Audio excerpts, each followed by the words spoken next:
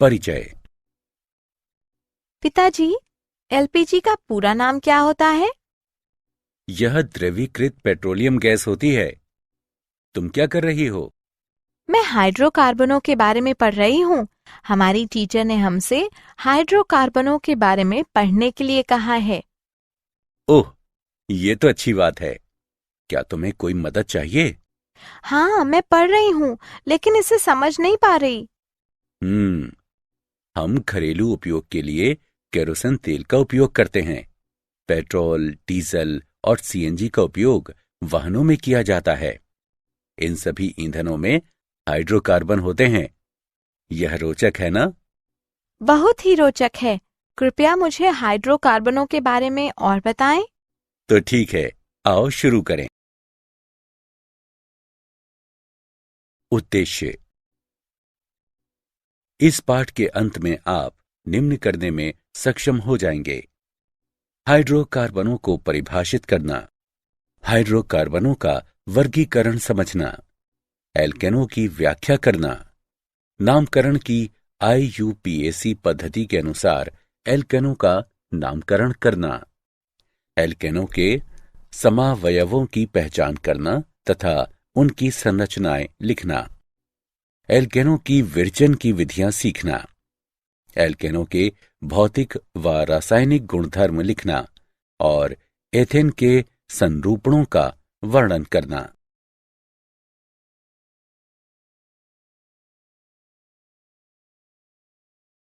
परिभाषा। पूरी तरह से कार्बन तथा हाइड्रोजन से बने हाइड्रोकार्बन कार्बनिक यौगिकों का सबसे महत्वपूर्ण समूह है। ये सरलतम संगठन वाले कार्बनिक यौगिक होते हैं और जनक पदार्थ माने जा सकते हैं, जिनसे अन्य सभी कार्बनिक यौगिक उत्पन्न किए जाते हैं। सुविधा के लिए हाइड्रोकार्बनों को दो मुख्य समूहों में बांटा जाता है: विवृत श्रृंखला तथा संवृत श्रृंखला। विवृत श्रृंखला वाले यौगिकों में एक से अधिक कार्बन परमाणु होते हैं। कार्बन परमाणु परस्पर जुड़कर एक विवृत श्रृंखला बनाते हैं। इस श्रृंखला में एक या अधिक पार्श्व शाखाएं हो सकती हैं। संवृत यौगिकों में कार्बन परमाणु एक या अधिक संवृत वलय बनाते हैं। संतृप्त तथा असंतृप्त यौगिकों में इन दोनों मुख्य समूहों के रासायनिक व्यवहार के अनुसार इन्हें आगे उपविभाजित किया जाता है।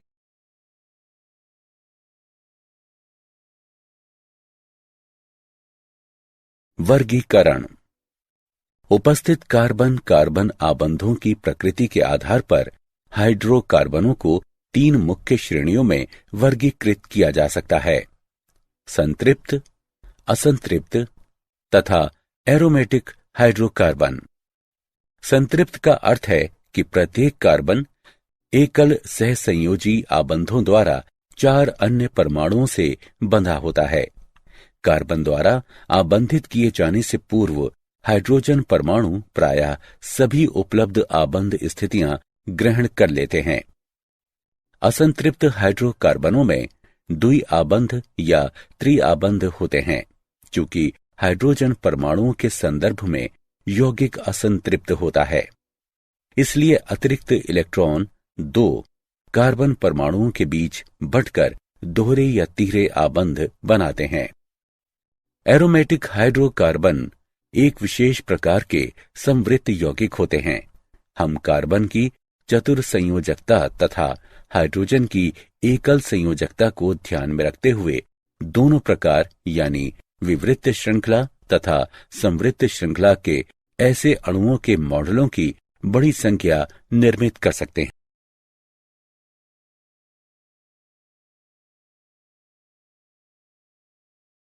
एल्केन ऐसे हाइड्रोकार्बन जिनमें केवल एकल आबंध होते हैं एल्केन कहलाते हैं। ये संतृप्त हाइड्रोकार्बन कहलाते हैं क्योंकि इनमें प्रत्येक संभव स्थान पर हाइड्रोजन होता है। इससे इन्हें एक सामान्य सूत्र CnH2n+2 प्राप्त होता है। प्रथम चार एल्केन मीथेन, एथेन, प्रोपेन और ब्यूटेन हैं, जो लेविस प्रतीकों के साथ दिखाए गए हैं। एल्किक समूह। एल्किक मूलतः एक एल्केन होता है जिससे इसके हाइड्रोजन परमाणुओं में से एक नहीं होता। उदाहरण के लिए, यदि मीथेन से एक हाइड्रोजन परमाणु हटा दिया जाए तो हमें मेथिल प्राप्त होता है। इसी प्रकार यदि एथेन से एक हाइड्रोजन हटा दिया जाए तो हमें एथिल प्राप्त होगा।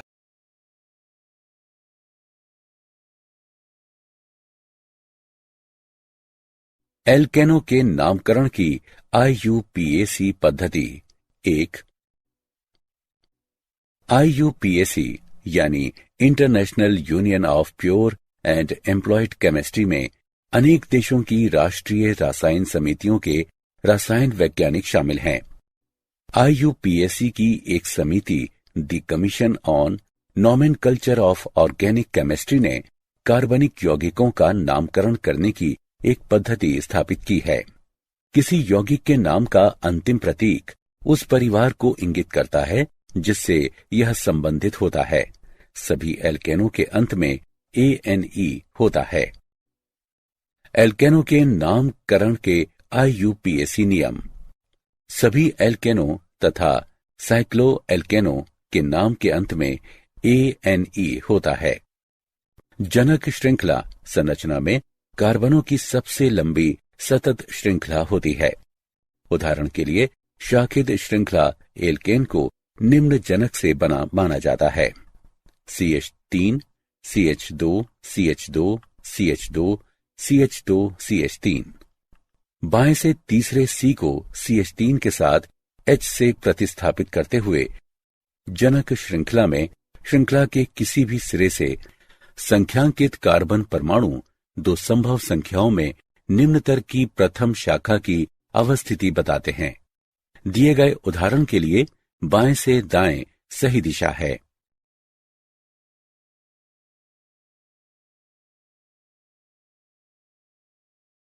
एल्केनों के नामकरण की IUPAC पद्धति। 2. जनक श्रृंखला से जुड़ी प्रत्येक शाखा का नामकरण एल्किल समूहों के अनुसार करें। इस उदाहरण में यह शाखा मेथिल होगी। एल्किल समूह के नाम को जनक के नाम में उपसर्ग की तरह जोड़ें। परिणामी नाम के आगे एल्किल समूह की अवस्थिति संख्या लिखें। इस उदाहरण में ये 3 मेथिल हेक्सेन होगा। जब जनक से 2 या अधिक समूह जुड़े हों तो प्रत्येक का नामकरण करें और प्रत्येक को एक संख्या से निर्धारित करें। एल्किल प्रतिस्थापियों के नाम वर्णमाला क्रम में व्यवस्थित होते हैं। संख्याओं को शब्दों से पृथक करने के लिए सदैव हाइफनों का प्रयोग करें। निम्न देखें: 4 एथिल, 2 मेथिल हेप्टेन। जब 2 या अधिक प्रतिस्थापी सदृश हों तो डाई 2, ट्राई यानी 3, टेट्रा यानी 4 जैसे उपसर्गों का प्रयोग करें तथा प्रत्येक समूह की अवस्थिति संख्या निर्दिष्ट करें। सदैव किसी संख्या को किसी अन्य संख्या से अल्प विराम द्वारा पृथक करें। निम्न देखें: 2, 4 डाइमेथिल हेक्सेन। जब सदृश समूह एक ही कार्बन पर हों तो नाम में कार्बन की संख्या दोहराएं। निम्न देखें: 2 डाइमेथिल पेंटेन। कई बार आपको कोनों पर जाने तथा सबसे लंबी जनक श्रृंखला प्राप्त करने के लिए जिगजैग करने की आवश्यकता हो सकती है। निम्न देखें: 3, 4 डाइमेथिल हेप्टेन।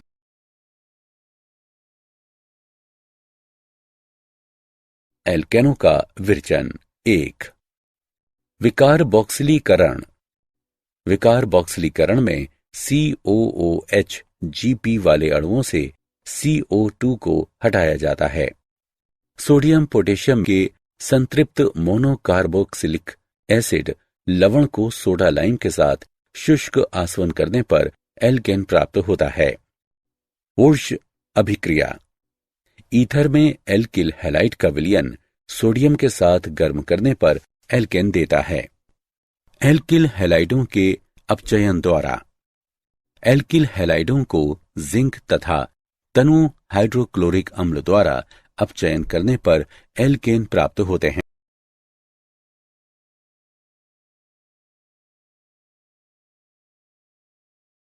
एल्केनो का विरचन 2। एल्केनो के हाइड्रोजनीकरण द्वारा सेबेटिए व सेंडेरेंस की विधि। उत्प्रेरक हाइड्रोजनीकरण पर एल्किन तथा एल्काइन एल्केन प्रदान करते हैं। कोलबेक की विद्युत अपघटनीय विधि। संतृप्त मोनोकार्बोक्सिलिक अम्लों के सोडियम या पोटेशियम लवणों के सांद्र जलीय विलयन का विद्युत अपघटन करने पर एल्केन प्राप्त होते हैं। किसी अम्ल लवण का विद्युत अपघटन सममितीय एल्केन देता है। हालांकि कार्बोक्सिलिक अम्ल लवणों के मिश्रण में सभी संभाव्य एल्केन बनाते हैं।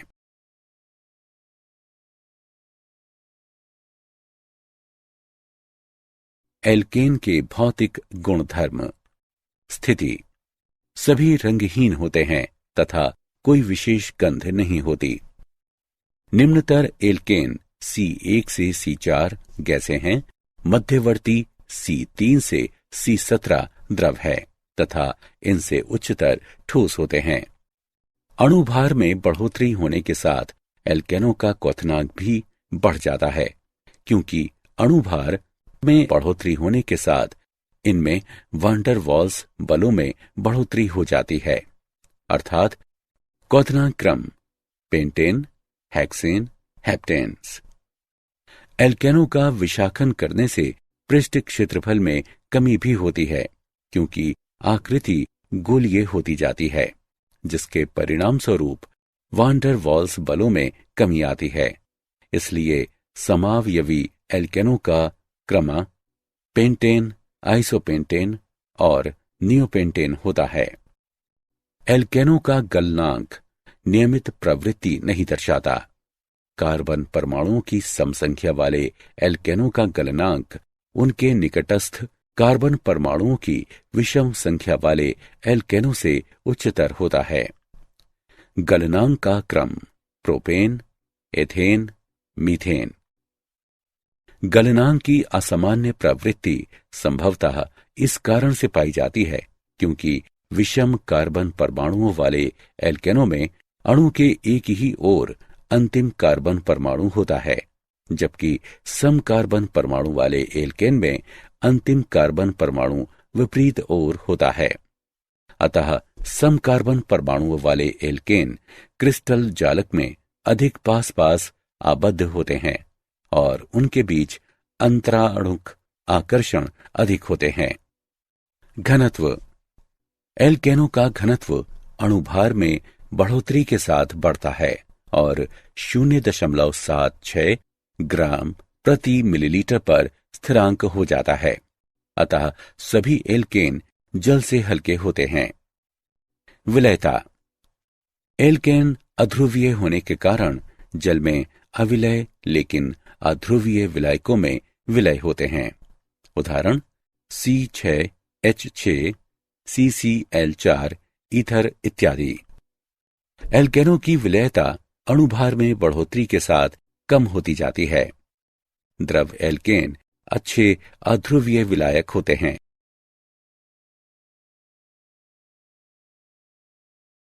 एल्केनों के रासायनिक गुणधर्म।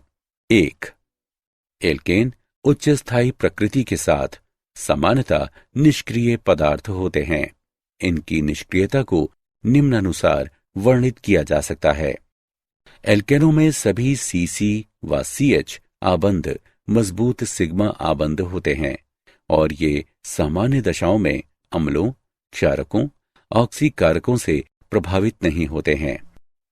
एल्केनों में CC पूर्णतः अध्रुवीय व CH दुर्बल ध्रुवीय आबंध C 2.6 व H 2.1 में अल्प वैद्युत ऋणात्मकता अंतर होने के कारण व्यवहारिक रूप से अध्रुवीय होते हैं। अतः ध्रुवीय प्रजातियां जैसे कि इलेक्ट्रोफाइल्स या न्यूक्लियोफाइल्स सामान्य दशाओं में इन आबंधों पर आक्रमण करने में अक्षम रहती हैं। कम अभिक्रियाशील प्रकृति के बावजूद एल्केनों में कुछ विशिष्ट अभिक्रियाएं परिलक्षित होती हैं। ऑक्सीकरण। एल्केनों का ऑक्सीकरण विभिन्न दशाओं में विभिन्न उत्पाद प्रदान करता है।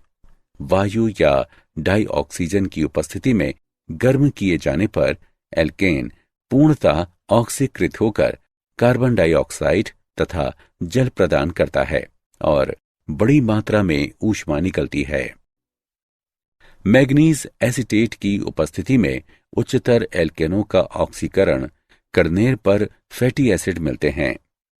सीमित वायु आपूर्ति के साथ एल्केनों का अपूर्ण ऑक्सीकरण कार्बन कज्जल यानी ब्लैक तथा कार्बन मोनोऑक्साइड प्रदान करता है।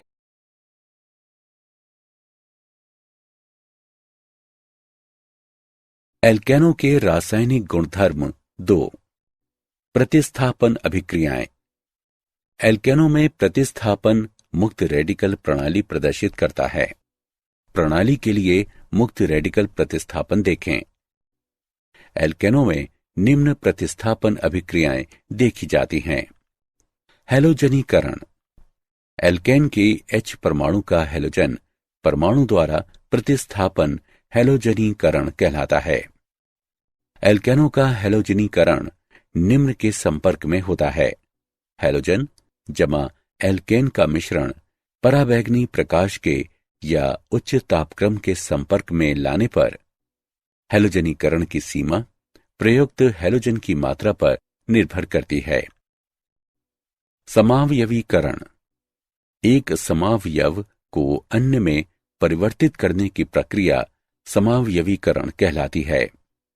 सीधी श्रृंखला वाले एल्केनों को AlCl3 जमा HCl के साथ लगभग 200 डिग्री सेंटीग्रेड और 35 वायुमंडलीय दाब पर गर्म किए जाने पर शाखित श्रृंखला एल्केनों में परिवर्तित हो जाते हैं।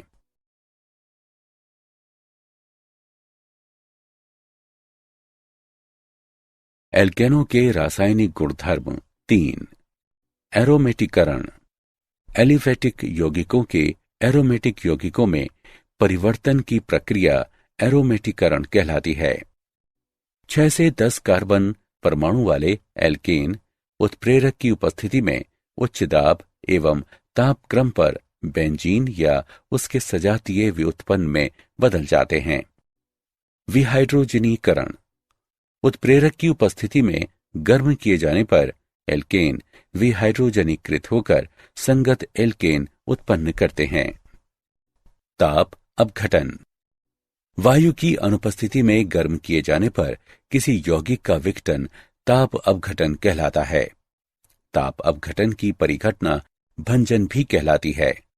वायु की अनुपस्थिति में लाल तप्त धातु की नली से एल्केन वाष्प को गुजारने पर यह सरल हाइड्रोकार्बनों में विघटित हो जाती है। भंजन के दौरान बनने वाले उत्पाद निम्न पर निर्भर होते हैं। एल्केन की प्रकृति, तापक्रम एवं दाब, उत्प्रेरक की उपस्थिति या अनुपस्थिति। भंजन का उदाहरण यहां दिया गया है।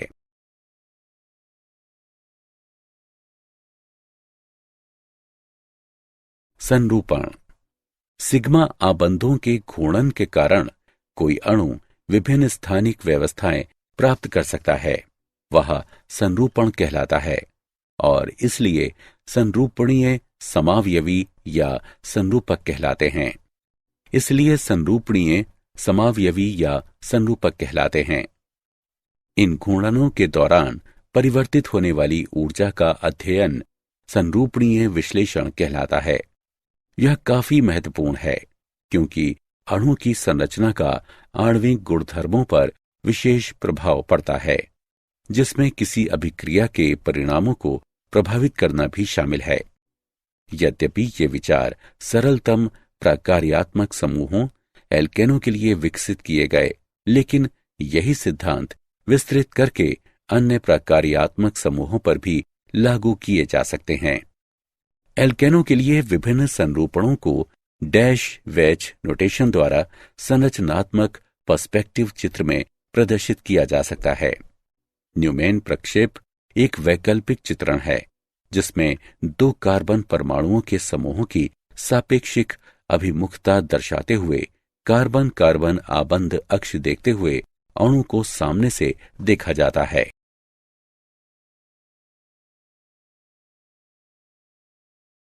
एथेन का संरूपणीय विश्लेषण।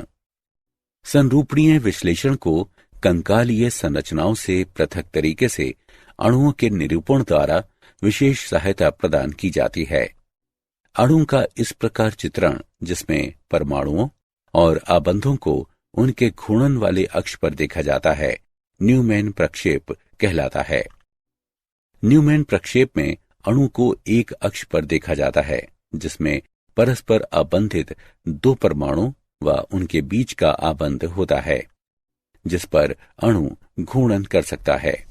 न्यूमैन प्रक्षेप में आबंध निर्मित करने वाले प्रत्येक परमाणु के प्रतिस्थापी, चाहे वे हाइड्रोजन या प्रकार्यात्मक समूह हों, कार्बन कार्बन आबंध के सामने व पीछे दोनों ओर से देखे जा सकते हैं। विशेष रूप से न्यूमैन प्रक्षेप में सामने के परमाणु पर प्रतिस्थापी तथा पीछे के परमाणु पर प्रतिस्थापी के बीच का कोण देखा जा सकता है, जो द्वितल कोण या मरोड़ी कोण कहलाता है। विशेष रूप से एथेन में दो संभव चरम समरूपणों की कल्पना कर सकते हैं। एक उदाहरण में द्वितल कोण 0 डिग्री है और प्रथम कार्बन पर हाइड्रोजन द्वितीय कार्बन पर हाइड्रोजन से संरेखित या ग्रस्त है। जब द्वितल कोण 0 डिग्री होता है और हाइड्रोजन आदर्श रूप में संरेखित होता है, तो एथेन का ग्रस्त संरूपण होता है।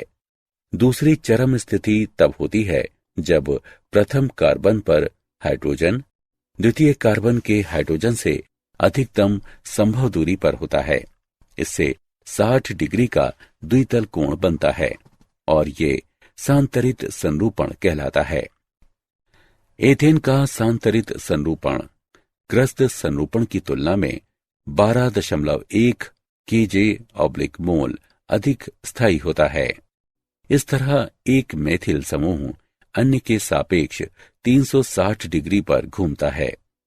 यौगिक 3 अस्थायी ग्रस्त रूपों द्वारा 3 स्थायी सांतरित संरूपणों से गुजरता है। ये अवरोध इतना छोटा होता है कि 25 डिग्री पर यौगिक का संरूपण प्रति सेकंड में लगभग 500 लाख बार परिवर्तित होता है।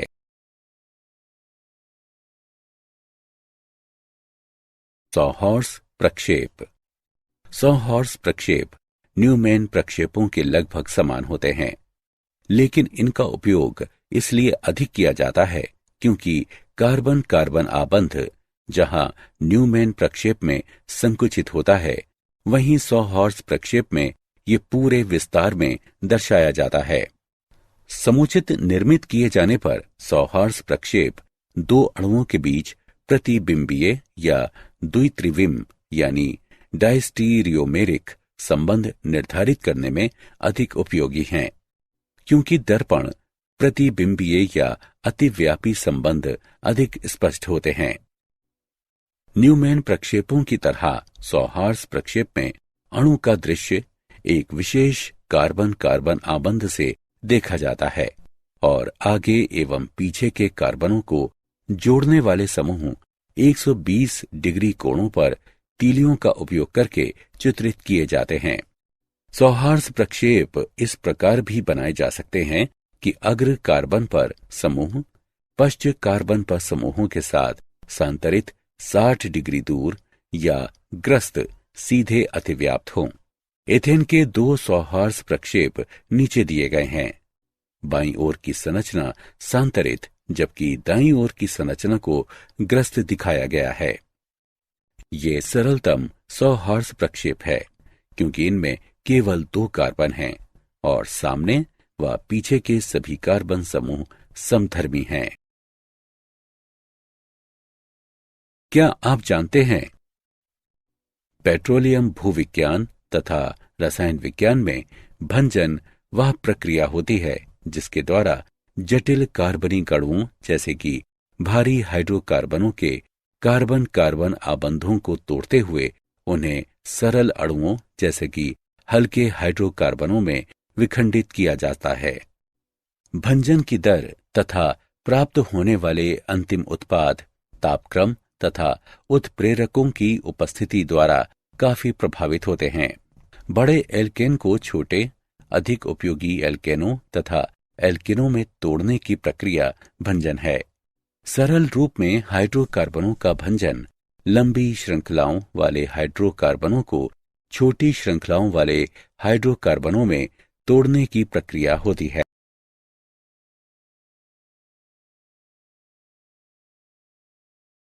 सारांश। आइए हमने जो कुछ सीखा है उसे संक्षेप में दोहराएं। हाइड्रोकार्बन ऐसे यौगिक हैं जिनमें केवल कार्बन और हाइड्रोजन होते हैं। हाइड्रोकार्बनों को मुख्यतः कोयले एवं पेट्रोलियम से प्राप्त किया जाता है, जो ऊर्जा के मुख्य स्रोत हैं। हाइड्रोकार्बनों को उनकी संरचना के अनुसार विवृत श्रृंखला वाले संतृप्त तथा असंतृप्त, संवृत्त और एरोमेटिक के रूप में वर्गीकृत किया जाता है। मुक्त रेडिकल प्रतिस्थापन, दहन, ऑक्सीकरण तथा एरोमेटीकरण एल्केनों की महत्वपूर्ण अभिक्रियाएं हैं।